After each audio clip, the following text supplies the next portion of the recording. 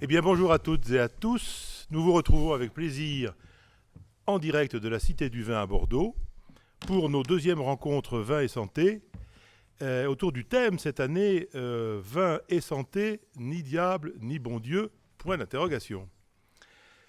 Nous sommes heureux de vous retrouver après cette pause du déjeuner. Donc, deux tables rondes ce matin, l'une sur la consommation et son évolution, l'autre sur le rapport entre le médecin généraliste et la consommation. Cet après-midi, deux tables rondes. La première sur la consommation et les risques. La deuxième sur les questions de prévention et d'addiction. Alors, je vous rappelle que vous pouvez, vous, nos auditeurs, nous poser des questions pendant les interventions. On les reprendra sur la petite table ronde qui succédera aux interventions. Sur le bas de votre écran Zoom, vous avez une liste avec différentes fonctionnalités. Vous voyez QR, ça veut dire questions-réponses. Vous appuyez sur questions-réponses et vous avez une sorte de chat sur lequel vous pouvez taper votre question. Et nous la reprendrons au moment des questions-réponses, justement. Merci à tous d'être là et je rappelle que nous sommes heureux de travailler avec notre ami Urps, dessinateur de presse à Sud-Ouest et au Canard enchaîné, qui nous fait quelques clins d'œil au fur et à mesure de nos débats. Alors, première table ronde de l'après-midi, la consommation et les risques, pour lesquels nous avons, pour faire simple, invité un médecin, un général et un magistrat. On va commencer par le médecin. Jean-Frédéric Blanc, vous êtes professeur d'hépatologie et d'oncologie hépatique à la faculté de médecine de Bordeaux et vous êtes au CHU de Bordeaux le directeur du service d'oncologie digestive. Vous travaillez à la fois sur des foies sains et sur des foies cirrhotiques, si j'ai bien compris, et vous avez été amené très souvent à travailler avec Jean Saric, qui lui intervenait du point de vue du chirurgien sur les foies lorsque c'était nécessaire. Donc voilà une chaîne de soins présente ici. Alors, les risques de l'alcool en termes de santé et la question de la mortalité, qu'est-ce que vous pouvez nous en dire ? Je vous remercie pour cette invitation. Je suis effectivement hépatologue, cancérologue, assez confronté à la mortalité par cancer et par cancer lié à l'alcool. Je ne vous parlerai pas de toutes les mortalités imputables à l'alcool ou les causes de mortalité imputables à l'alcool, mais je me concentrerai sur ce que je connais un petit peu mieux, c'est-à-dire le cancer. Dans le temps qui m'est imparti, vous verrez que c'est déjà bien suffisant. Alors, voici les messages de l'INCa. L'INCa a fait des messages, des campagnes sur l'alcool dans son rôle de prévention, de santé publique. Quand vous dites l'INCa, pardon, c'est l'Institut national du cancer qui règle et qui s'occupe du programme cancer en France. Qui s'occupe de tous les programmes de prévention. Et donc, cet organisme, l'INCa, comme tous les organismes dans le monde, comme l'OMS, considèrent à juste raison que 7 cancers sont imputables à l'alcool. Ces cancers sont des cancers essentiellement des voies digestives, parce que l'alcool vient directement au contact de ces muqueuses. Le foie, parce que l'alcool est transformé dans le foie, et puis également le cancer du sein. Avec un message, on a entendu parler ce matin, qui est un peu dramatisant. Les chiffres sont, il y a 28 000 cas de cancer imputables à l'alcool en France, c'était en 2015, dont 16 000 décès, qui justifie des campagnes pour limiter la consommation d'alcool. Alors, je vais vous en parler, vous montrer que c'est assez complexe, que les messages peuvent être nuancés. Ceci dit, je ne reviendrai pas, je n'ai pas de conflit d'intérêt, au moins avec l'industrie de l'alcool. J'en ai beaucoup avec l'industrie pharmaceutique, mais pas avec l'industrie de l'alcool. Je ne reviendrai pas sur la toxicité de l'alcool. C'est l'éthanol qui est compris dans tous les alcools. Et même s'il peut y avoir d'autres produits qui auraient un effet bénéfice, le poids de l'éthanol est tel qu'on doit considérer l'alcool comme facteur de risque de cancer. Et donc c'est un schéma extrêmement compliqué que je vais vous expliquer très, très simplement. D'un point de vue biologique, l'alcool induit des cancers. On le sait, c'est des données expérimentales. Et pour faire simple, l'alcool, c'est l'éthanol, il est métabolisé dans le foie, il va dans le foie, et dans le foie, il est dégradé en produits toxiques. Et c'est ces produits toxiques qui vont provoquer des dégâts. Un des produits s'appelle l'acétaldéhyde. Alors qu'est-ce qui se passe? Bien, ces produits sont capables de provoquer des mutations dans les gènes et de provoquer des mutations qui vont favoriser la prolifération des cellules. Et donc si les cellules se mettent à proliférer de façon incontrôlée, c'est le cancer qui apparaît. Et donc l'alcool est capable d'aller sur ces gènes qui contrôlent la prolifération, qui sont des interrupteurs, et il va les muter et ils vont se mettre en position proliférée, en position activée, au vert. Et à partir de ce moment, la cellule prolifère et le cancer apparaît. Alors c'est beaucoup plus compliqué en réalité. D'abord, c'est un événement rare. Il ne faut pas de chance pour que la mutation aille juste sur ce gène qui contrôle la prolifération cellulaire. Ensuite, la cellule, elle a des nombreux mécanismes de réparation. Si c'est abîmé, elle répare. Donc il faut échapper à la réparation. Ensuite, si on échappe à la réparation, même si ça prolifère, il y a des mécanismes de contrôle qui vont bloquer cela. Et puis le système immunitaire va éliminer les tumeurs. En d'autres termes, la probabilité, et heureusement, de faire une tumeur est assez faible parce qu'on est en permanence soumis à des toxiques qui veulent nous faire des cancers. Et donc c'est un peu comme jouer au loto, c'est-à-dire que si vous faites une grille une fois par an, vous pouvez gagner, mais il y a peu de chance. Si vous jouez 10 grilles par jour ou 100 grilles tous les week-ends, vous allez gagner, plus ou moins, mais vous allez gagner. C'est ce qu'on appelle la dose-intensité, c'est-à-dire que selon la dose et la durée d'exposition, eh bien on augmente le risque que le cancer survienne. Et ça, c'est très bien démontré pour l'alcool, et ça pose un problème dont on a parlé ce matin. Est-ce qu'on peut déterminer à partir de quelle dose il va y avoir une toxicité? Eh bien, c'est très compliqué, surtout à l'échelon individuel. Parce qu'à l'échelon individuel, la toxicité de l'alcool, elle dépend de plein de choses. Elle dépend de nos capacités de réparation qui sont différentes d'une personne à l'autre. Elle dépend de nos capacités de dégradation de l'alcool. Si vous dégradez très vite le produit toxique qui est l'acétaldéhyde, vous avez des enzymes extrêmement puissants, vous ne serez pas exposé, il va être très vite éliminé. Si vous le dégradez très lentement, il va s'accumuler dans le sang et vous allez faire un cancer. D'autres éléments qui peuvent vous sembler amusants, mais une partie des toxiques sont dus aux bactéries qu'on a dans le tube digestif. Et chacun d'entre nous, on a des bactéries différentes, ce qu'on appelle le microbiote. Certaines bactéries provoquent l'apparition de produits toxiques, qui sont par exemple toxiques pour le foie, et d'autres au contraire n'en provoquent pas. Et donc, le risque, il varie d'une personne à l'autre. C'est ce qu'on voit en pratique. Je vois un patient, il a un cancer du foie, il me dit, mais c'est quand même terrible, je bois 2 verres par jour, j'ai un cancer du foie, mon voisin, il boit 1 litre tous les jours. Rien du tout, son foie, il est très bien. Ben oui, mais on n'a pas tous le même équipement enzymatique, les mêmes gènes. Et donc, le risque, il n'est pas universel, il varie selon chaque individu, chaque gène, chaque ce qu'on appelle les polymorphismes. Donc, donner un risque, c'est très compliqué. Alors, quand on est en santé publique, ben là, il faut l'estimer, le risque. En gros, ces risques que je vous ai montrés, est-ce que chez l'homme, ça s'applique?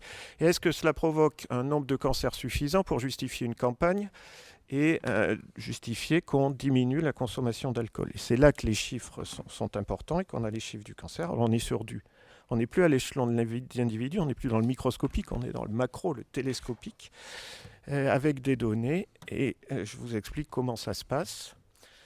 Comment on détermine s'il y a un risque? Déterminer s'il y a un risque, ça se détermine avec ce qu'on appelle des études cas témoins.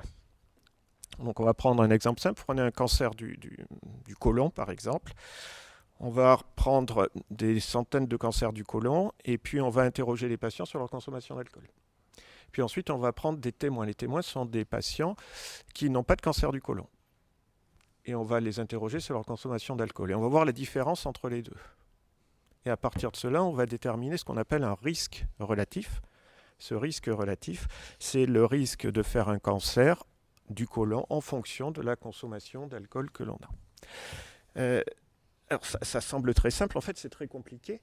C'est très compliqué parce qu'il y a beaucoup de paramètres qui rentrent en compte, parmi lesquels l'estimation de la consommation d'alcool, quand elle est déclarative, elle est souvent fausse, voire incertaine, en tout cas sous-estimée par les personnes. Et puis il y a d'autres facteurs de risque qui entrent en compte. L'alcool n'est qu'un des facteurs de risque de cancer.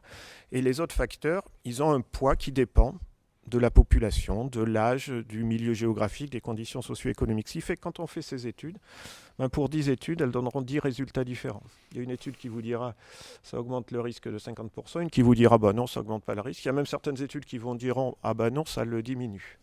Alors comment on s'en sort ?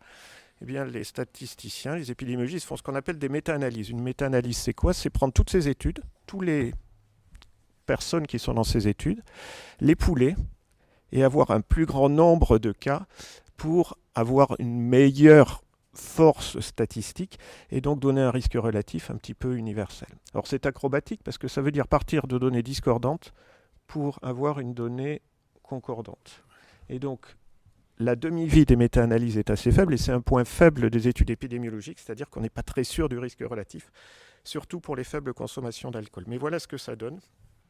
Vous avez des courbes en fonction du type de cancer, c'est en anglais, je suis désolé, mais du type de cancer, et plus vous allez vers la droite, plus le risque est important, et c'est en fonction de la consommation d'alcool. Donc, vous voyez par exemple pour les cancers de la gorge, c'est les premiers. Si on consomme de l'alcool de façon importante, c'est plus de 3 verres, on est à 5 fois, on multiplie par 5 son risque, par 500%. Donc ce risque relatif, on a. Alors maintenant, comment arrive-t-on au nombre de cancers liés à l'alcool ? Alors là, c'est un peu plus compliqué d'arriver à ces chiffres qui sont 16 000 cas de cancer en France qu'on rapporte à l'alcool. Alors pour le faire, c'est en 2015, on se sert du nombre de patients décédés par cancer lié à l'alcool. On connaît le risque relatif et ce que l'on va rajouter, c'est la consommation d'alcool en fonction de l'âge et du sexe. Et on fait un calcul qui permet d'avoir le pourcentage de cancer attribuable à l'alcool. Ce qui est très compliqué, c'est qu'entre le moment où l'alcool provoque le cancer et le moment où le cancer apparaît, il faut 15 ans. Donc on doit connaître la consommation des personnes 15 ans avant. Alors si je vous la demande, ça va être difficile de me la donner. Donc dans ces études, eh bien, on se sert d'enquêtes qui avaient été faites 15 ans avant en France, qui donnaient la consommation déclarée par les Français. Et là, il y a un petit problème, c'est que cette consommation ne correspondait pas du tout aux ventes d'alcool. Sous déclaration probable. Donc il y a un facteur correctif qui est mis en place qui est de 2, c'est-à-dire qu'on considère dans cette étude que la consommation d'alcool est systématiquement le double de ce que déclarent les personnes. Alors c'est très approximatif parce que quel que soit le sexe, l'âge, la consommation, on dit que c'est le double. Et on arrive à ces résultats, on arrive à des proportions. Et on arrive à la conclusion que chez l'homme, 13% des cancers sont attribuables à l'alcool et que par exemple, dans le cancer du foie, 73% des cancers du foie sont attribuables à l'alcool. Chez la femme, 14% des cancers du sein, mais comme les cancers du sein sont très nombreux, ça fait quand même 1800 décès par cancer du sein attribuables à l'alcool, ce qui est un chiffre qui n'est pas négligeable. La même étude a été faite avec non pas le nombre de décès, mais le nombre de nouveaux cas de cancer.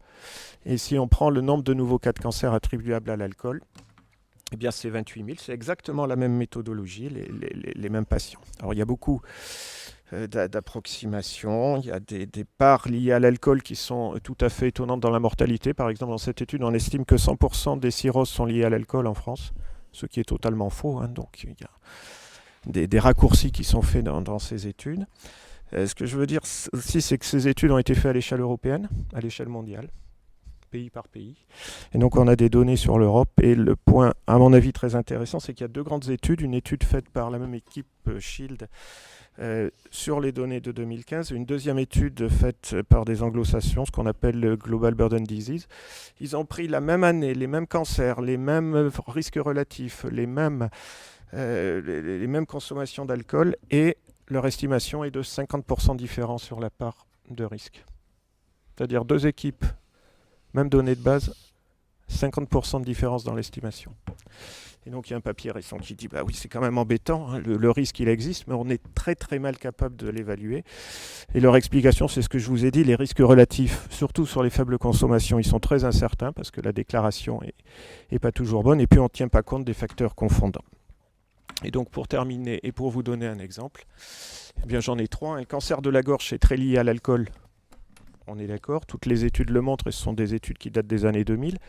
Aucune ne prend en compte un élément clé, c'est que maintenant on sait que 40% des cancers de la gorge et jusqu'à 70% des cancers du fond de la gorge, de l'amygdale, sont liés à un virus qui s'appelle le papillomavirus, qui est un virus qu'on retrouve aussi dans les cancers du col utérin, qui est un virus sexuellement transmis.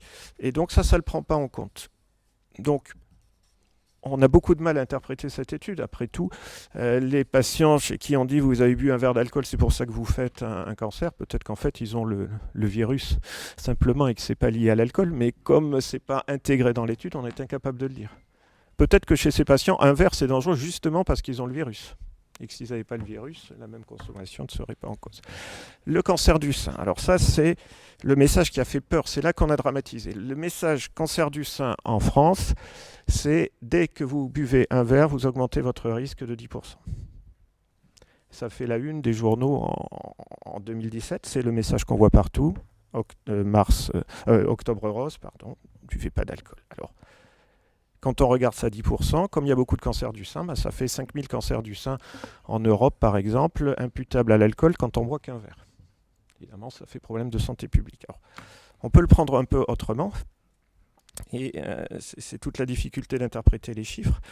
C'est que d'abord, c'est basé sur un risque relatif pour une très faible consommation d'alcool qui est un verre. Et je vous ai dit tout à l'heure qu'on considérait que quand une femme déclare un verre, elle en boit 2.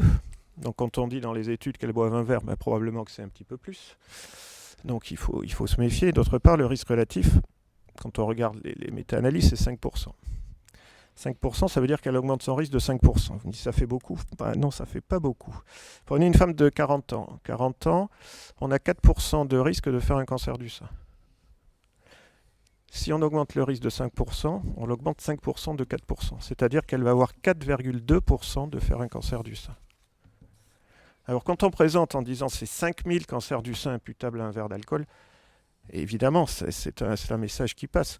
Si vous voyez une femme et que vous dites si vous buvez un verre, vous passez de 4 à 4,2% de risque de cancer du sein, je ne suis pas sûr que ça fasse la une des journaux, cette présentation. Et voilà, compte tenu en plus de l'incertitude de déclaration, le message est quelque peu ambigu. Surtout si je vous rajoute que pour cette consommation, la dernière méta-analyse qui vient de sortir sur le cancer du côlon, les protecteurs en diminuent son risque de cancer du côlon de 20%. Donc buvez un verre, vous augmentez votre risque de cancer du sein de 10%, vous diminuez celui du cancer du côlon de 20%. C'est extrêmement incertain et c'est très difficile de dire pour des faibles consommations ce qui se passe, et c'est pour ça que c'est très difficile de déterminer des seuils. Et l'exemple final que je ferai, c'est sur le foie, puisque je termine par là. Les données cancer du foie qui sont prises là, on disait que 70% des cancers en 2015 sont attribuables à l'alcool. On a fait une étude en France que je viens de présenter au Congrès américain et qu'on représentera dans quelques temps.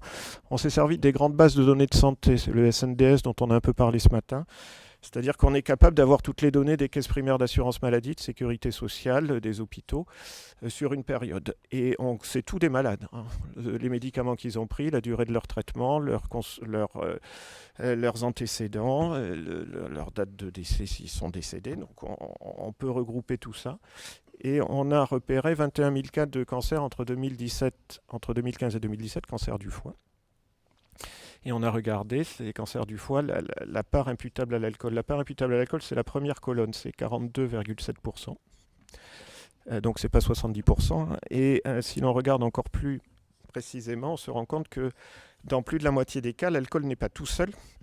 L'alcool est associé à un autre risque majeur de cancer qui est l'obésité et le syndrome métabolique. Et c'est très clair dans ma population de patients. Et quand je suis avec des étudiants, ils sont frappés. Quand je vois 10 patients avec un cancer du foie, il y en a 9 qui sont en surcharge pondérale. Alors ils boivent de l'alcool, c'est sûr. L'alcool rajoute un risque, mais l'alcool tout seul, c'est finalement 20% de risque et non pas 70%. Et les dernières chiffres de l'OMS, c'est d'ailleurs 30%, la fraction ajustable. Donc les chiffres ont été revus à la baisse. Mais cet exemple pour vous dire que on ne peut pas déterminer de risque, on ne peut pas déterminer de risque et de seuil de risque parce qu'il dépend de l'individu et de ses cofacteurs. En d'autres termes, un patient qui a une hépatite C avec une maladie avancée, je vais lui déconseiller de boire tout alcool, même un verre d'alcool peut être toxique. Un patient de 40 ans qui est sportif, aucune comorbidité, qui boit un verre d'alcool, le risque chez lui va être minime, sauf s'il a vraiment, par malchance, des gènes qui le poussent à une grande toxicité. Donc, on est sur cette difficulté entre la décision auprès de l'individu et les données de santé publique. Les données de santé publique ne sont pas assez fines, on le comprend, pour permettre de dire il y a un risque en fonction de tel et tel événement, de telle et telle comorbidité. Donc le message est plus simple et il n'est pas faux, mais c'est là qu'il est dramatisant en disant que dès qu'on boit, le risque augmente. Ça c'est vrai, mais et c'est sur ça que je veux conclure. Je pense que ça pourrait être largement nuancé, sans nier, je le répète, que l'alcool provoque des cancers. Merci beaucoup. Donc, voilà, pour nous résumer, l'alcool présente des risques ou augmente les risques, oui. Mais méfions-nous des slogans. Autrement dit, il est difficile de dire... voilà, les chiffres, on leur fait dire un petit peu, voilà, ça dépend, les études peuvent se contredire, c'est compliqué, et il ne faut pas confondre les statistiques de la population avec un pronostic individuel. Exactement.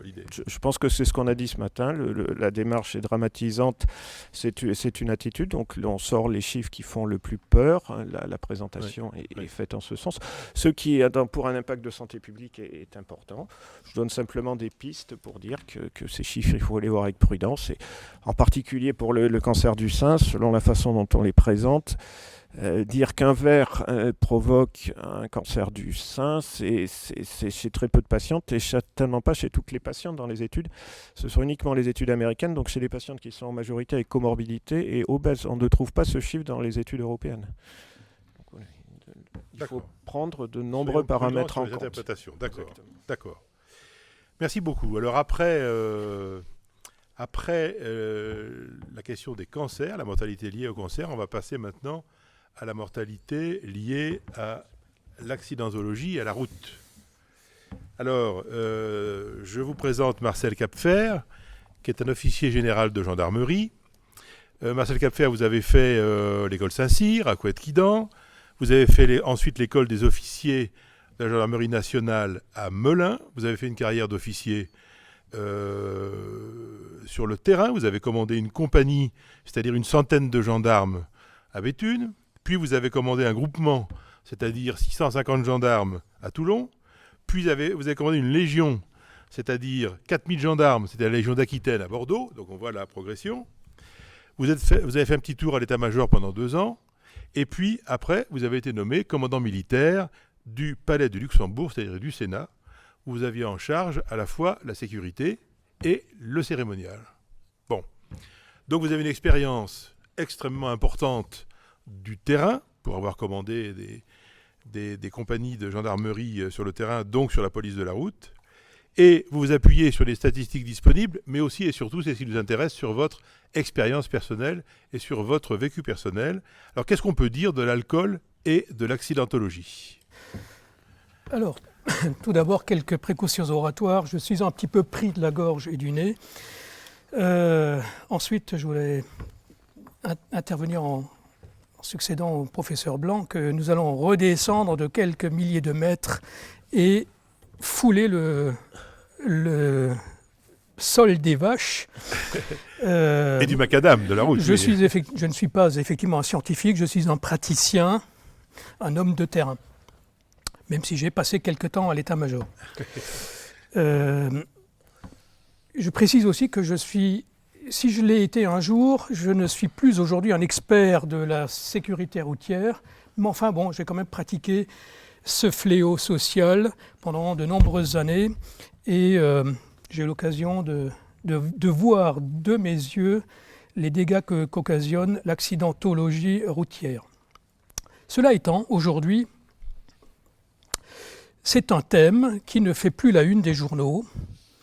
Le professeur Gau a disparu des radars et des écrans. C'est une thématique qui ne fait plus l'objet de reportages ni sur les chaînes généralistes, ni sur les chaînes spécialisées. Voilà. Alors pourquoi cela ? Nous allons tout de suite voir. Voilà, donc ça c'est ma première partie, donc les généralités. Pourquoi cela ? La première réflexion que je me fais, c'est que quand on observe les statistiques, il y a des constantes et des variantes. Je vais tout de suite vous présenter ma première image. elle retrace l'évolution de l'accidentalité et de la mortalité routière depuis 1970 jusqu'en 2015 à peu près. Alors, excusez-moi, vous expliquez le graphique en abscisse. Qu'est-ce qu'on a comme chiffres? Ce sont les années. Ce sont les années. Les années. Hein, et en ordonnée, le nombre de morts. D'accord. Donc on voit la diminution de la mortalité annuellement. C'est ça ce que montre ce. Voilà. D'accord. Alors, ce graphe ne présente que les morts, les tués relevés sur les routes en France métropolitaine. Nous avions atteint un pic au début des années 70, vous le voyez, l'année 72 marquait le triste record de 17 800 tués sur les routes de France. À l'époque, on comptabilisait les tués 6 jours après l'accident. Aujourd'hui, et depuis les années 80, on comptabilise les tués sur les routes au bout de 30 jours. La courbe, elle, n'a pas été affectée d'un coefficient rectificateur à la suite de toutes les modifications qui sont intervenues sur la législation routière, par exemple en matière d'alcool, en matière de port de ceinture, en matière de vitesse, en matière de port de ceinture à l'arrière aussi, etc. La courbe n'a pas été non plus modulée d'un coefficient en fonction du nombre d'usagers de la route. Entre 1970 et 2018, le nombre de véhicules qui circulent sur nos routes a été multiplié par 3. Nous avons aujourd'hui plus de 100 millions de véhicules qui circulent, 2 roues, 4 roues, qui circulent sur les routes de France. Alors 100 millions, ça peut être un chiffre qui semble énorme, mais vous avez des familles avec 2 ou 3 véhicules, vous avez le monsieur qui a son véhicule pour aller au travail, et une fois qu'il est au travail, il emprunte le véhicule de la société ou de son administration, etc. Donc il y a à peu près 100 millions de véhicules en France. Sans parler bien évidemment des poids lourds portugais ou polonais ou tchèques qui traversent notre réseau routier. En tout état de cause, on est passé de 18 000 tués à peu près à environ 3 000. C'est le dernier chiffre, 3 200 tués, c'est le dernier chiffre consolidé, celui de l'année 2019. Un petit aparté sur les chiffres de l'année 2020. Comme vous vous en doutez, ils sont complètement atypiques et comme ils viennent à peine de sortir, je ne m'en suis pas servi et je crois qu'ils sont tellement atypiques que ça ne sert à rien de s'appuyer sur ces chiffres-là. Vous voulez parler du confinement et du fait que absolument. Les gens ont moins circulé. Absolument, les gens ont moins circulé, ont moins bu. Oui. Et donc les statistiques de 2020 sont inexploitables dans la lignée des chiffres que je vous indique là. Sur ces 3200 tués en 2019, combien sont liés à l'alcool ?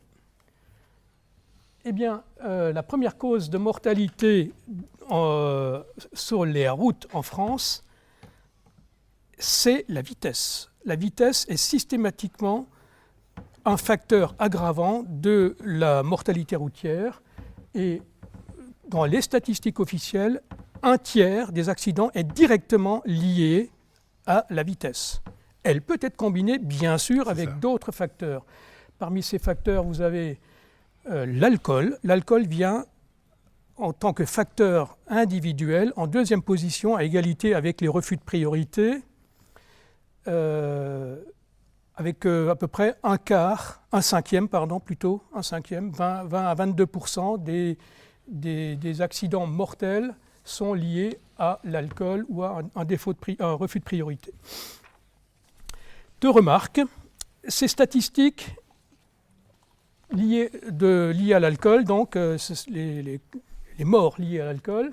Alors si on fait le ratio, 1/4, 1/5 par rapport à 3200, ça fait environ 650 tués en 2019 liés à l'alcool. Ces statistiques, en revanche, ne distinguent pas les auteurs et les victimes. D'accord. Parmi les victimes, vous pouvez aussi avoir des personnes qui sont alcoolisés. Simplement, je pense par exemple aux piétons qui, sortant d'une soirée, un petit peu éméché, traverse au passage pour piétons, mais se fait renverser par un automobiliste qui est encore un petit peu plus ivre que lui. Voilà, donc la cause de l'accident, c'est bien sûr l'automobiliste, mais le piéton, il est peut-être aussi un tout petit peu fautif.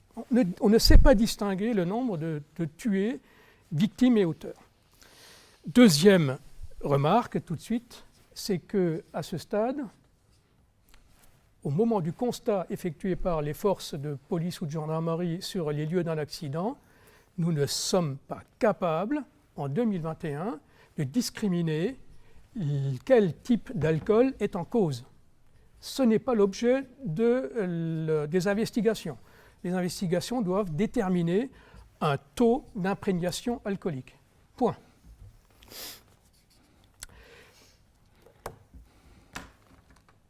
Comparaison avec d'autres pays.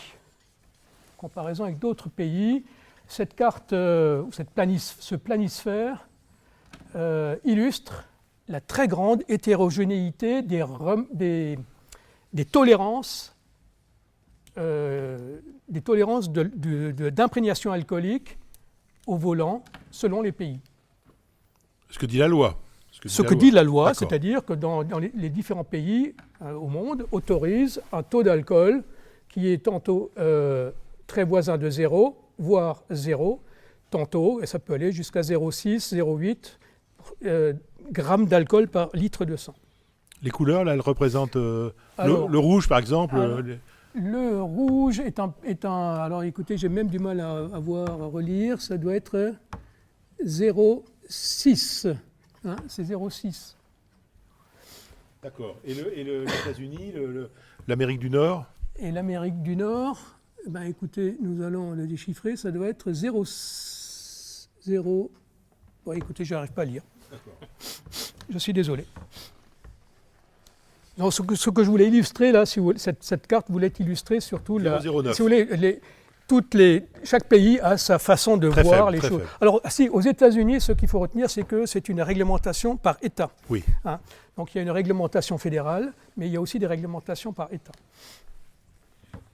Ce qu'il faut noter, et la carte suivante va l'illustrer, c'est l'homogénéité de ce qui se passe en Europe. Oui. Hein, nous sommes à 0,5, et mis à part la Grande-Bretagne qui, ça n'est plus 0,8, c'est 0. Hein. La Grande-Bretagne qui affiche un taux 0. Ah bon? Oui. La Grande-Bretagne, alors qu'elle était au-dessus de nous. Oui, elle avait une tolérance plus grande, disons. Oui, une tolérance moins grande. Et maintenant, elle est moins grande, d'accord. Voilà. Donc c'est 0 maintenant. Donc vous voyez une sorte d'homogénéité en Europe. Alors maintenant, le graphe suivant est hyper intéressant, en ce sens qu'il illustre, j'allais dire, les mentalités liées à la conduite sous l'empire d'un état alcoolique. Et nous avons en France un classement honorable, hein, nous sommes en 4e position, on n'est pas sur le podium, contrairement à ce que l'on pourrait attendre, mais on n'est quand même pas trop mal classé. Hein. Devant nous, on peut noter 3 pays anglo-saxons qui sont effectivement des champions de la boisson. Hein. On sait qu'en Australie, aux États-Unis et au Canada, on aime bien pinter après le travail. Le champion du monde, hors catégorie, c'est l'Afrique du Sud. L'Afrique du Sud, je viens de le découvrir, enfin je l'ai découvert il y a quelques semaines, c'est le champion du monde, toute catégorie de la consommation d'alcool, surtout le week-end. Les statistiques locales estiment qu'environ le tiers des jeunes gens de moins de 30 ans est ivre du vendredi soir au lundi matin. C'est énorme. Donc, nulle surprise de voir l'Afrique du Sud en tête de ce classement. Pratiquement les 2 tiers des accidents ont une des causes liées à l'alcool.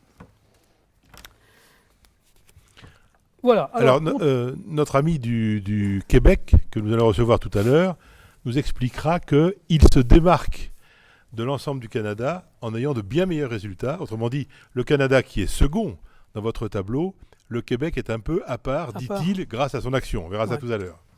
écoutez, je pense qu'effectivement, on peut faire quelque chose, et c'est le propos que je me propose maintenant de vous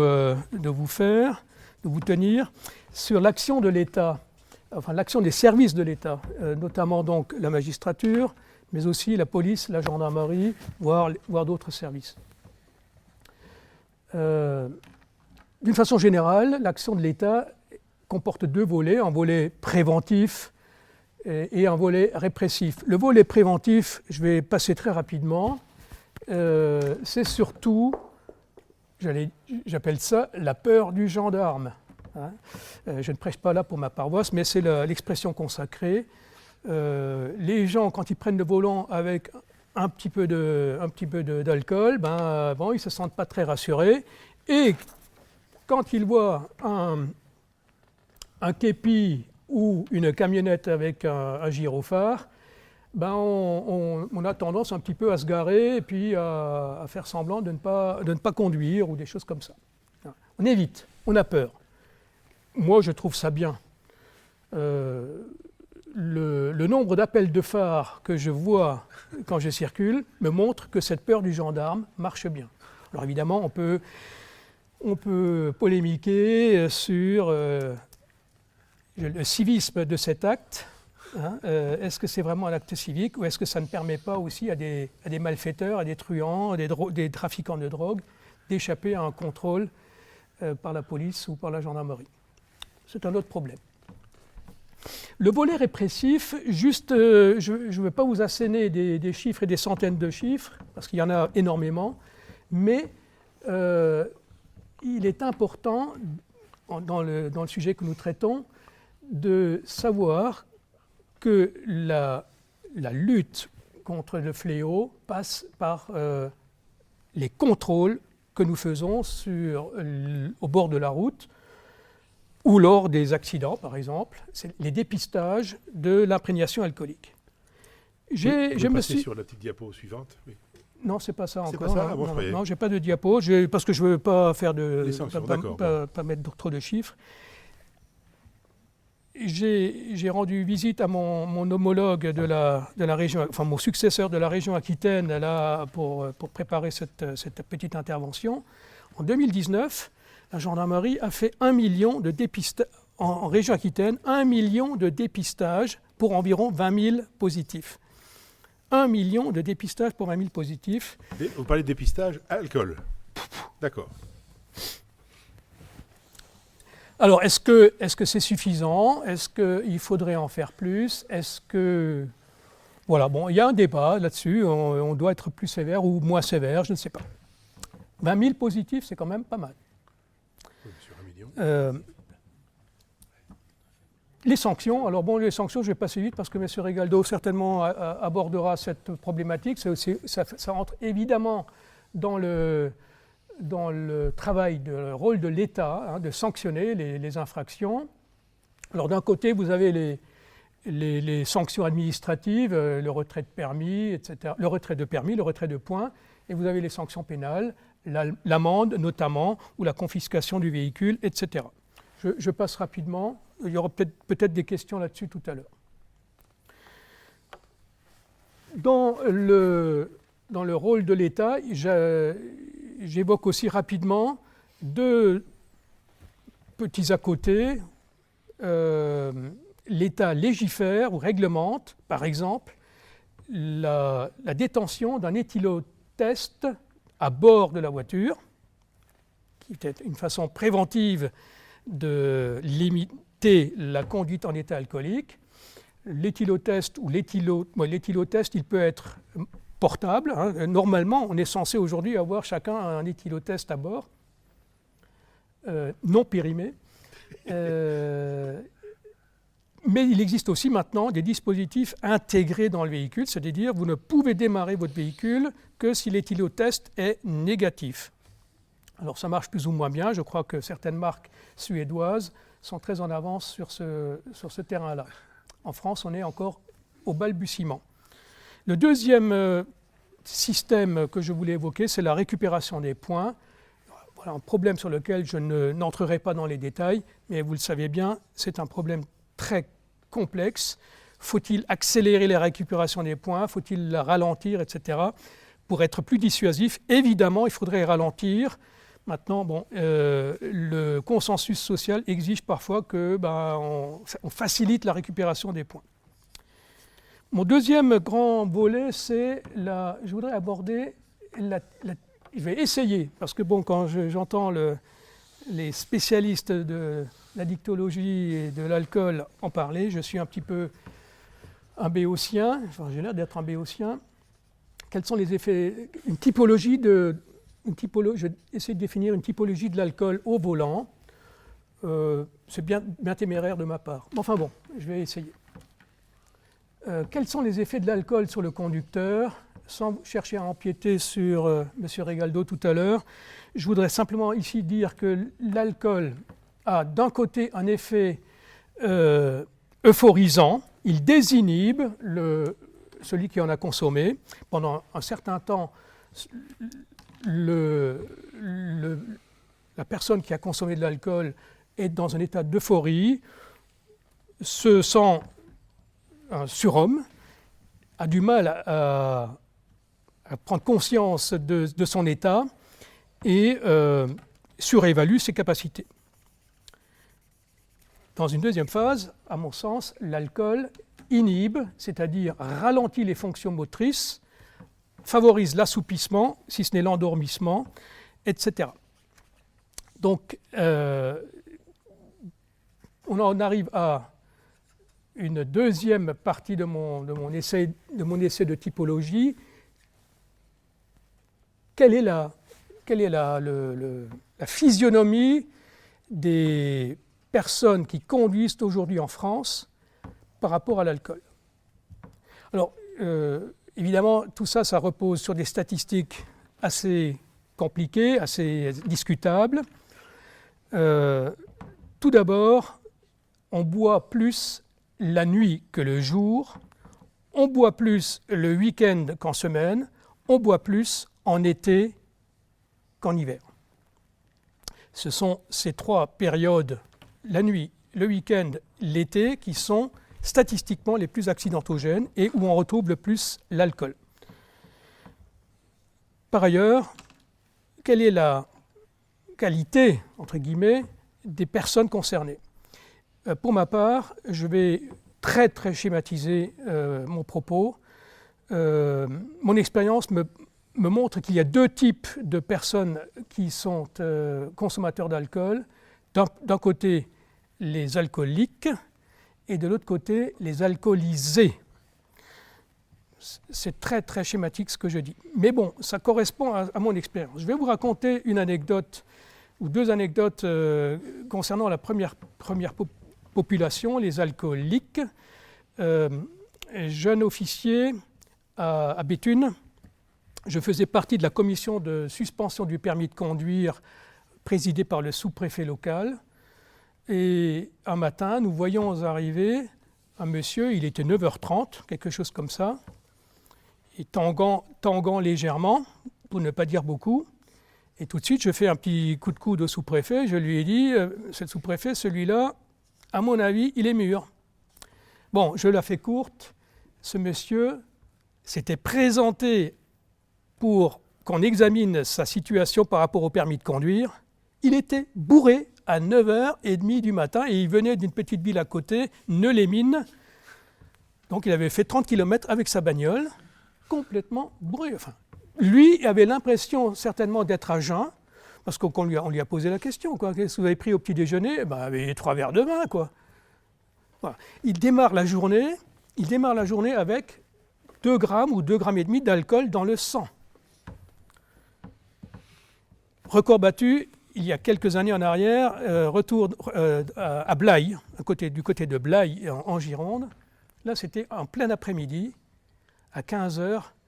Je passe du côté de Blaye, là-bas, j'y étais personnellement, et je vois un tracteur dans le fossé, et je vois les gendarmes, je m'arrête, et puis je demande qui c'est, ce qui se passe là. Il me dit, mais le monsieur, il est tombé de son tracteur, on l'a emmené à la brigade. Je vais à la brigade, On venait de lui faire passer l'éthylomètre. Il avait 4,95 g dans le 5 grammes. 5 grammes sur son tracteur. Alors, la première catégorie, donc les alcooliques, pour moi, c'est plutôt le rural, c'est plutôt des personnes un peu plus âgées, c'est plutôt des hommes. Et ils boivent tout le temps. Enfin, selon moi, ils sont le matin, le midi ou le soir, souvent. Il faut qu'on arrive à la conclusion, monsieur. Écoutez, voilà, je savais que j'allais dépasser. Terminé, donc, en même temps, donc, je cherchais à savoir, à ce stade-là, est-ce qu'il y a une caractérisation par région de la consommation d'alcool. Par exemple, est-ce qu'en Gironde, le vin serait mieux représenté qu'en Auvergne ou que dans le nord de la France, où la bière, par exemple, dans les Hauts-de-France, la bière serait peut-être plus représentée. Eh bien, écoutez, rien de tel n'apparaît dans les statistiques, qui sont très, très ténues, très faibles là-dessus, mais également sur les commentaires qu'on a. On n'a pas de surreprésentation des boissons alcoolisées par région. Le vin en Aquitaine, l'anis en Provence-Côte d'Azur ou la bière dans le nord et dans l'est. Ça n'existe pas. Voilà, écoutez, je vais peut-être m'arrêter là à ce moment-là parce que je ne voudrais pas aller trop vite sur les dernières parties. Peut-être que j'aurai l'occasion de répondre à des questions tout à l'heure. Mais je savais que j'avais dépassé, vous voyez, j'avais dit... Alors, on y reviendra au niveau des questions. Merci beaucoup. Bon, alors écoutez, on va s'arrêter là. Merci beaucoup. On va maintenant passer au troisième intervenant qui est donc magistrat, Michel Redago-Saint-Blancard. Vous êtes bordelais, vous avez fait vos études de droit à Bordeaux et puis vous avez fait l'École nationale de la magistrature de Bordeaux. Vous avez commencé votre carrière de magistrat dans le Cher, puis dans le Grand Sud-Ouest. Et depuis 2000, vous avez été président de la Cour d'assises de la Gironde pendant 13 ans, ce qui est une fonction que je trouve compliquée, difficile. Je ne sais pas. J'ai été personnellement une fois juré d'un procès d'assises. Ouh là là, vous avez fait ça pendant 13 ans, bravo. Vous avez ensuite été président de chambre de l'instruction à la Cour d'appel de Toulouse pendant 3 ans, et puis président de la chambre correctionnelle à la Cour d'appel de Bordeaux. Vous êtes magistrat honoraire depuis 2019, et vous exploitez une petite propriété viticole dans l'Entre-deux-Mers. Alors, la question entre alcool et justice, votre intervention porte surtout sur la question du paradoxe, c'est-à-dire, est-ce que l'alcool est un facteur aggravant en termes de responsabilité, ou au contraire, un facteur d'excuse ? Je tue ma femme par passion, ça va me coûter moins cher que si je prémédite mon acte. Oui. Donc, la folie... Donc, est-ce que la consommation d'alcool m'excuse ou est-ce qu'au contraire, elle aggrave mon cas ? C'est un débat qui n'est pas très simple. Oui, effectivement. J'ai voulu intituler la partie dont je m'occupe avec ce mot de paradoxe. Ça peut paraître un peu théorique, mais par rapport au principe du droit, je crois que c'est important en effet. Boire de l'alcool, en tout cas de manière conséquente, entraîne très généralement une certaine perte de lucidité, laquelle pourrait entraîner, en tout cas selon les principes de la responsabilité pénale, une atténuation de responsabilité. J'y reviendrai plus précisément. C'est un peu ce que vous disiez, mais là on est sur le registre de la prise d'alcool et donc l'atténuation de responsabilité. Et pourtant, le législateur, conscient des impératifs de protection de la société, institue de plus en plus la consommation d'alcool comme une circonstance aggravante dans nombre d'infractions. Donc voilà, c'est pour ça que je parle de paradoxe. Mais pour aborder plus précisément le sujet, je voudrais revenir sur d'abord les objectifs de toute sanction pénale. Alors je vois que la faute... Voilà. Voilà, il s'affiche. Oui, j'ai inversé par rapport à la diapositive. Je parlais d'abord des objectifs. Il y a 3 objectifs très schématiquement. On a un objectif de punition au sens châtiment. Il s'agit d'une sorte de vengeance sociale organisée, canalisée par opposition à la justice privée. Et puis il s'agit d'une mesure de contrainte que les condamnés subissent dans leur chair, si je puis dire, à travers la prison ou dans leur portefeuille, à travers des amendes, qui dissuadent les intéressés de récidiver. Et puis, en purgeant leur peine, les condamnés soldent leur compte avec la société. Deuxième objectif, la réinsertion. Je crois que c'est très important. Ça a été développé notamment avec l'école des positivistes italiens à la fin du 19e siècle. Enfin, c'est une chose qui était évidemment importante. On s'intéresse à la personnalité, on essaie de changer les hommes pour qu'ils se resociabilisent et par conséquence, on protège aussi la société corrélativement. Et puis il y a l'exemplarité, alors on est plus pragmatique, l'intimidation.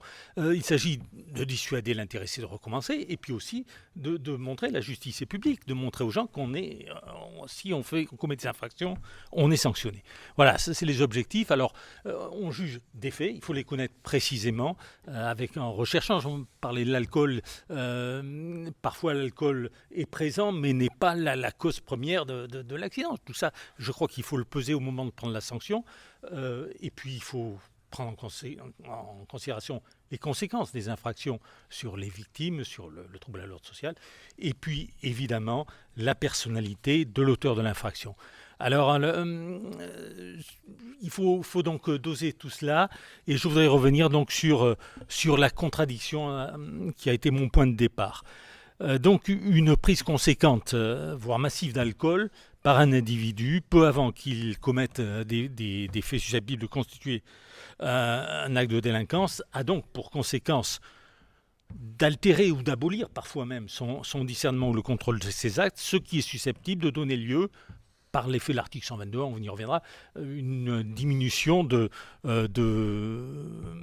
la peine, voire même une interdiction du prononcé de toute peine. Et pourtant, dès le début des années 2000, de plus en plus souvent, l'alcool est présent comme circonstance aggravante. Alors, vous voyez, c'est un principe à propos de la responsabilité pénale et de cette atténuation, voire disparition de la responsabilité pénale, qui est très ancien. Le Code Napoléon le disait, qui restait en vigueur sur cet aspect jusqu'en 1994. Il n'y a ni crime ni délit lorsque le prévenu était en état de démence au temps de l'action. Ça nous vient d'ailleurs du droit romain, c'est très très ancien. Alors l'article 122.1 du Code pénal de 1994 est plus nuancé, n'est pas pénalement responsable. La personne qui était atteinte au moment des faits, alors là on parle d'un trouble psychique ou neuropsychique, on essaie d'être précis, on va voir que c'est assez précis, ayant aboli son discernement ou le contrôle de ses actes, et la personne qui était atteinte au moment des faits d'un trouble psychique ou neuropsychique ayant altéré son discernement ou entraver le contrôle de ses actes, demeure punissable. Toutefois, la juridiction tient compte de cette circonstance pour... Alors, je n'ai pas mis tout le texte, il y a une diminution, le principe c'est d'un tiers de la peine, mais la juridiction peut toutefois décider, à condition de spécialement le motiver, qu'on ne tiendra pas compte de cette diminution de peine. Alors, est-ce que ça voudrait dire que finalement, pour se garantir une indulgence, avant de prendre la route très excité, on peut en rajouter avec de l'alcool parce qu'on pourra toujours dire « Vous voyez, je n'étais pas conscient, vous ne pouvez pas me condamner ». Non, évidemment non, je crois que personne ne le comprendrait. Et le législateur, qui a multiplié d'ailleurs cette notion de circonstance aggravante, s'est développée considérablement depuis plusieurs décennies. Pour ce qui est de l'alcool, là, je ne vois toujours pas apparaître la totalité de la... vous appelez avant, d'accord. Ligne par ligne, voilà. Ah oui, d'accord, ok. Vous faites ligne par ligne. Donc voilà, l'alcool est devenu circonstance aggravante en matière de délit, voire même de crime. Je vois que c'est pas encore tout à fait... voilà, ça y est, tout y est. Depuis le début des années 2000. Alors, évidemment, la société veut se protéger et donc effectivement, le législateur a tenu à stigmatiser à travers une augmentation de la peine. Alors, je ne vais pas rentrer dans le détail, mais on passe parfois de 3 ans à 5 ans encourus. C'est un maximum, hein. Ça ne veut pas dire pour ça qu'on est systématiquement condamné à cette somme, à cet emprisonnement, bien sûr.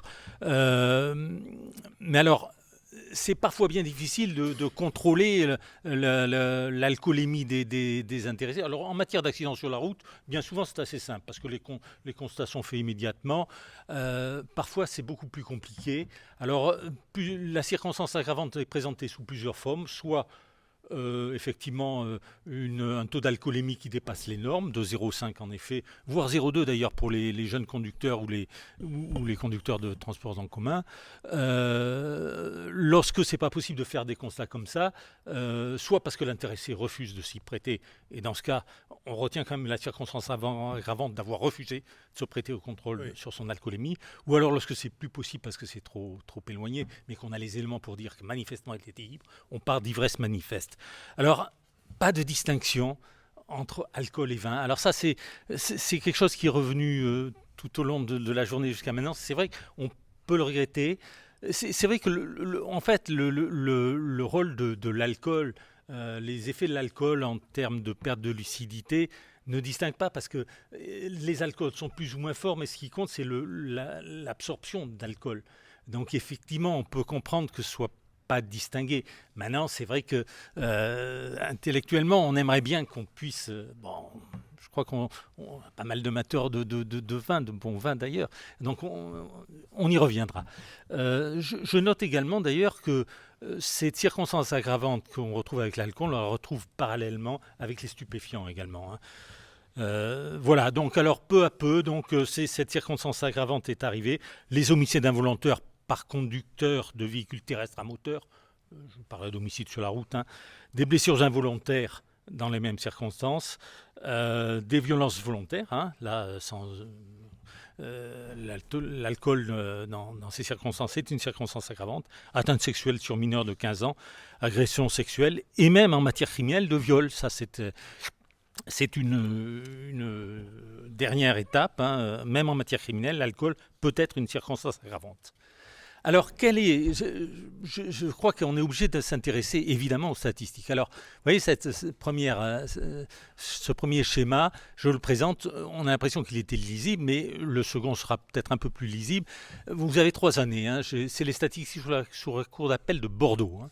Ce sont les infractions enregistrées, je le précise, hein, ce n'est pas les condamnations, c'est les dossiers enregistrés. Bon, il y aura évidemment un pourcentage inférieur en termes de nombre, mais on a le nombre de dossiers, effectivement, les homicides involontaires sur la route, on en a eu 57 en 2018, 41 en 2019, 30 en 2020. Une baisse, c'est ce que vous disiez à l'instant, M. Caffer, c'est vrai que 2020 c'est probablement tout à fait particulier, mais la proportion de présence d'alcool comme seule circonstance aggravante, hein, parfois il y a plusieurs circonstances aggravantes, là je n'ai pas les moyens de dire à quel niveau l'alcool apparaît comme autre circonstance aggravante, hein.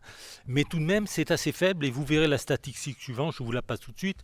Simplement, avant de quitter ce schéma, c'est juste à côté, vous avez les blessures involontaires, avec les colonnes plus basses, c'est la proportion où on trouve l'alcool comme circonstance aggravante. À côté, les violences volontaires, les agressions sexuelles et les viols. On ne voit même pas la colonne de l'alcool dans les viols. Il faut dire que là, c'est très difficile à contrôler. C'est bien souvent, assez longtemps après, on est obligé d'avoir recours à l'ivresse manifeste et ce n'est pas toujours simple de la démontrer. Alors voilà, là, on est en termes de pourcentage. Je crois que ce schéma est plus lisible. Toujours avec les homicides sur la route à gauche. C'est un pourcentage, alors selon les statistiques dont je dispose sur la cour d'appel de Bordeaux, hein, lorsque l'alcool est seule circonstance aggravante dans les homicides volontaires sur la route, on est en dessous de 10%. En dessous de 10% en 2018, et ça baisse considérablement d'ailleurs, jusqu'à être finalement même en dessous de 4% en 2020. Seule circonstance aggravante. Alors, pour bien comprendre le schéma, là on regarde sur la gauche, Sur la gauche, c'est les homicides sur la route, et on a ça. 3 années successives, Voilà, c'est ça? exactement. D'accord. Voilà, 2018, 2019, 2020. 2020, c'est en vert. Voilà. D'accord. Ensuite, les 3 colonnes d'à côté, c'est le pourcentage en ce qui concerne les blessures involontaires sur la route, Oui. alors qu'ils cumulent un peu plus de 10%, mais alors que les blessures involontaires sur la route ont augmenté de manière assez finalement sensible, contrairement aux homicides involontaires. Les chiffres sont en hausse en 2018, 2019, 2020, mais les chiffres avec alcool sont absolument stables, ce qui fait que la proportion diminue. D'accord. La colonne suivante, ce sont les violences volontaires avec ITT de plus de 8 jours, capacité totale de travail de plus de 8 jours. Bon, c'est un pourcentage qui est ce qu'il est. C'est pas négligeable non plus, mais enfin, c'est pas non plus colossal. Il faut dire qu'il y a beaucoup d'autres circonstances aggravantes en matière de violence volontaire possible. Et là, je n'ai pas les moyens de dire si l'alcool est présent parmi ces autres circonstances aggravantes.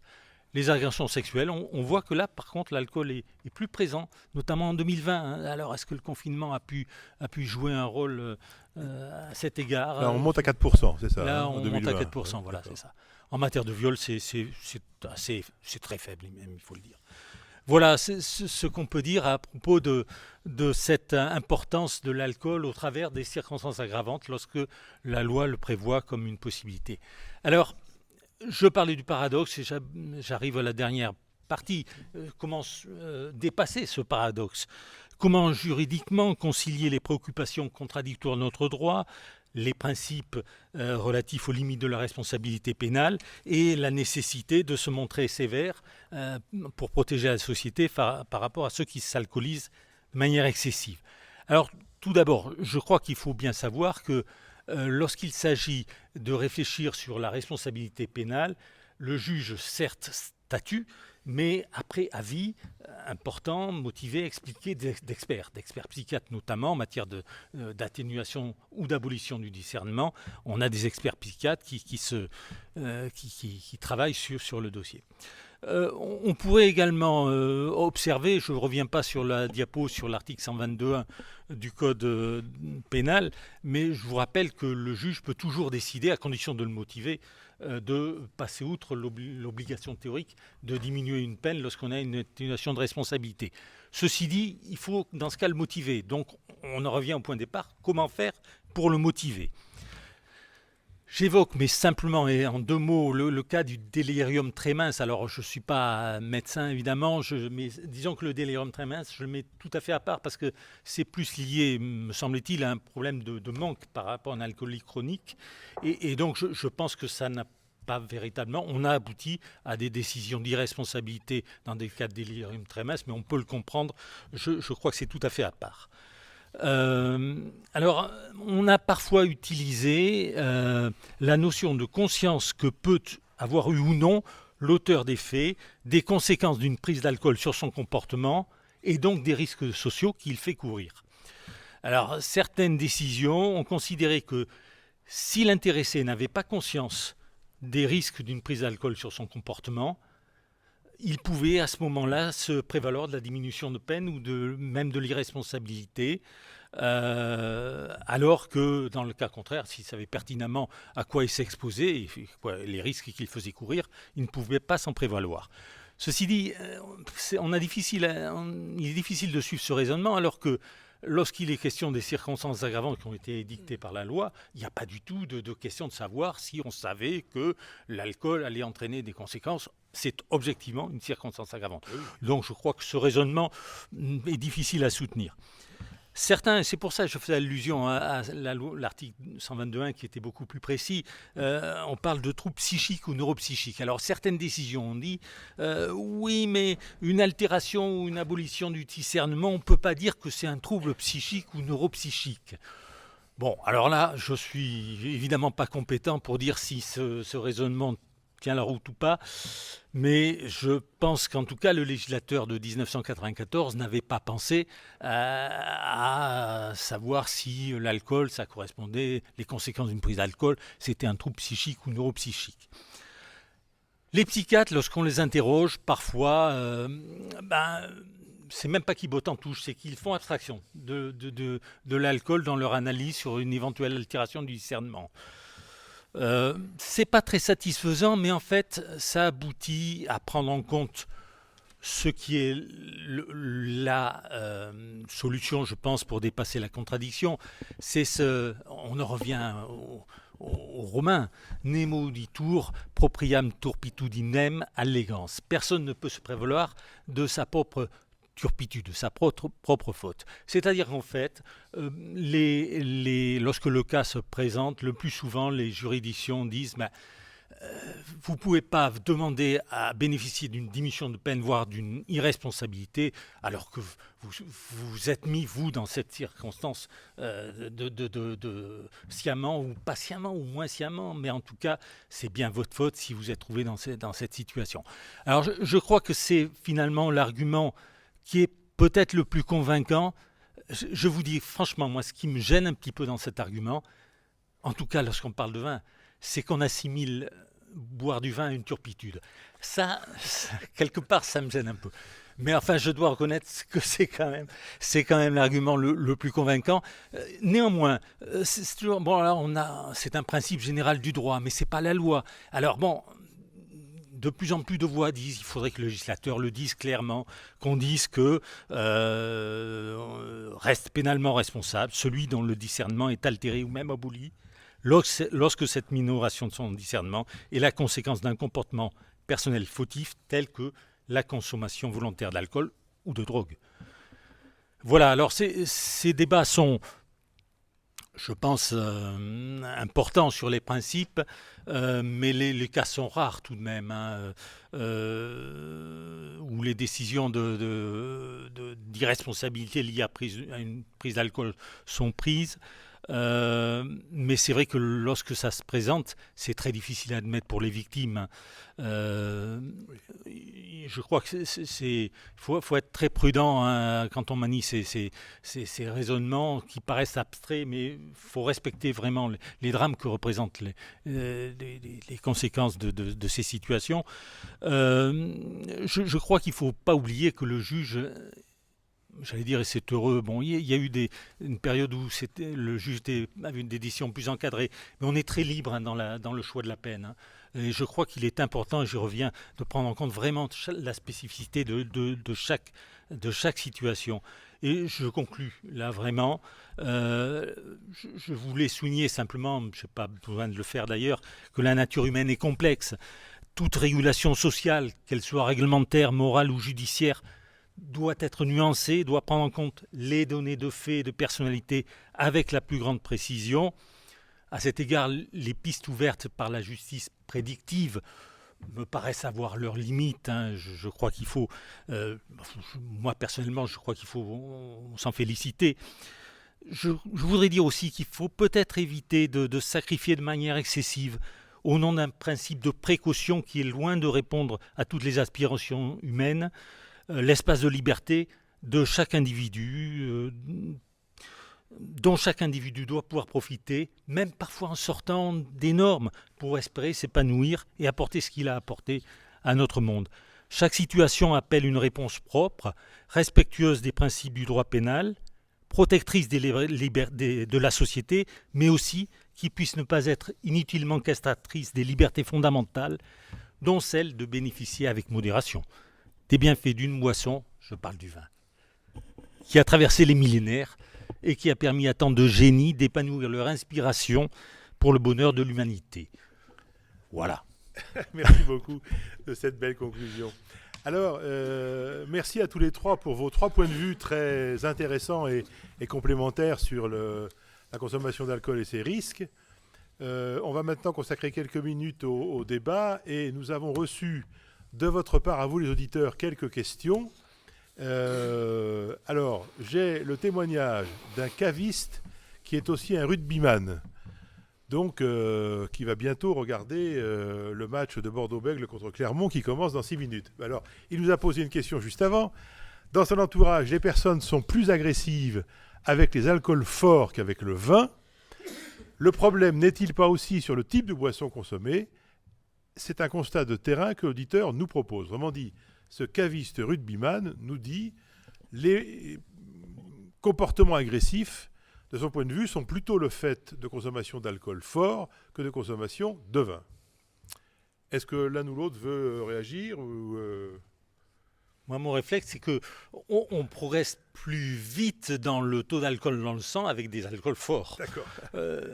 Oui, monsieur Capfer. Juste une impression, parce que ce n'est pas du tout scientifique, mais souvent chez les jeunes, l'alcool fort, c'est la boisson de la discothèque, de la soirée entre amis.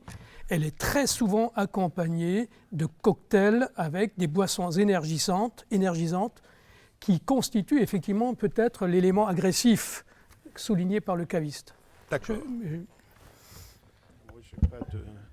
J'ai pas d'idée précise sur ça. Tout ce que je peux dire, c'est que le taux d'alcool dans le sang dépend effectivement du type de boisson que l'on prend, et souvent le vin est pris avec une alimentation. Et quand on prend avec une alimentation, son taux monte beaucoup plus lentement, donc probablement qu'il y a moins de pics d'alcoolémie. Ensuite, peut-être que selon les personnalités agressives, on n'a pas non plus les mêmes consommations d'alcool, ce qui est après une un troisième biais dans mi-temps, c'est un peu l'interprétation. particulier. On a des frustrations de jeu qui ressortent peut-être un peu.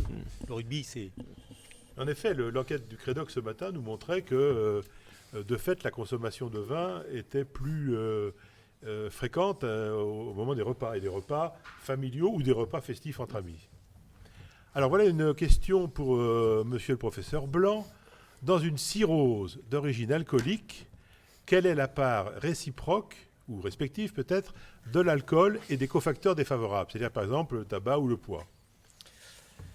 C'est difficile. Donc, je lui dis que dans l'étude épidémiologique, on estimait que 100% était lié à l'alcool, ce qui est faux.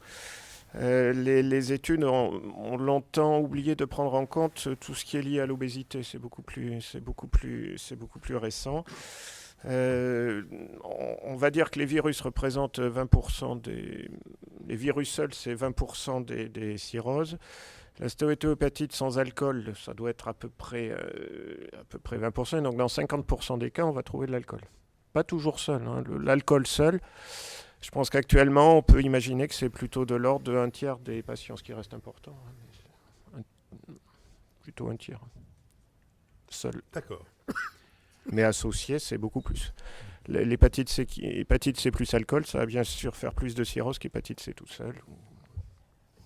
Très bien, merci. Donc ça, c'était, si je comprends bien, une question de Jean Sarric, me dit-on. C'est marqué. Non, c'est pas ça? Si, c'est bon. Voilà, très bien. Donc voilà, la réponse du professeur Blanc. Alors, une autre question, peut-être? Vous n'oubliez pas que vous pouvez, nos auditeurs, nous poser des questions en tapant sur la petite ligne qui est en bas de votre écran Zoom, sur la fonctionnalité QR, question-réponse. Vous appuyez sur cette fonctionnalité et vous nous posez votre question. Plus de questions tout de suite. Eh bien, écoutez, on va s'arrêter là pour cette première table ronde de l'après-midi. Je vous propose de nous retrouver à 15h30 pour la 4e table ronde qui parlera de l'addiction et de la prévention, avec un débat tout à fait intéressant. Nous aurons l'intervention du professeur Delisle, spécialiste de l'addiction, et d'Hubert Sassi, du Québec, spécialiste de la prévention. A tout de suite et merci beaucoup pour votre fidélité.